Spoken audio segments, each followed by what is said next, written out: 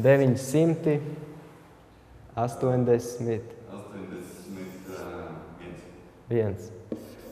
Teicu viņu, piemēram, kāpināt kvadrātā. Vai to var izpildīt galvā, vai nevar, piemēram, pamēģināt. Viņš jau 1. klasē tekoši lasīs, līdz 100 jau rēķināja. Nebija problēma. Un kā lielāko brāli mācītāju viņš apguva reizē. Vecāki jau bērnībā pamanīja Kristapa apķērīgumu, bet to, ka nākotnē puika piedalīsies neskaitāmās olimpiādēs un galvā reizinās 8 ciparu skaitļus, pat iedomāties nespēja. Man jau no bērnības padevās matemātika un vēlāk arī sākās fizika, ķīmija, un man laika gaitā tas ir diezgan labi padevies, un tāpēc arī mēģinājis tālāk kaut ko attīstīties. Es piedalījos daudzos konkursos un mācīju priekšmetu olimpiādēs.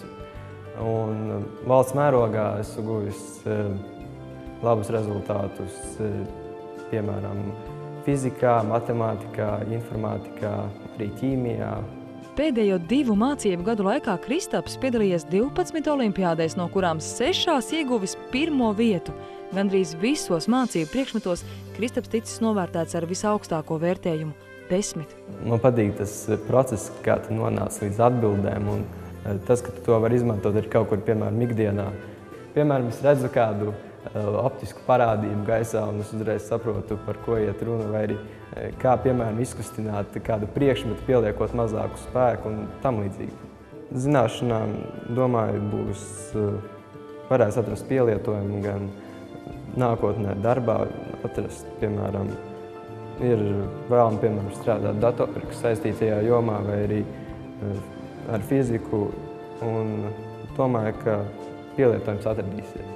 No sākuma es gribētu Reiksvīni pabeigt vidusskolu, pēc tam iestāties augstskolā un apgūt to, kas man tiešām padodas un patīk, un vēlāk es varētu atrast darbu, joprojām dzīvot laukos un pilnveidot sevi. Tas talants noteikti ir dabas dots, ja? Dabas bērns, viņš noteikti apdāvināts, no dabas viņš ir. Bet katrā gadījumā šis talants, jebkurā gadījumā, ir arī jāturpina izkopt. Un Kristaps to dara nemitīgi. Un ne tikai šajā te šaurajā skolas kursā, viņš arī prot arī ļoti labi pašizglītoties, daudz lasa, par daudz ko interesējas. Tā kā ļoti, ļoti vispusīgs, ļoti vienreizējs tas zēns ir.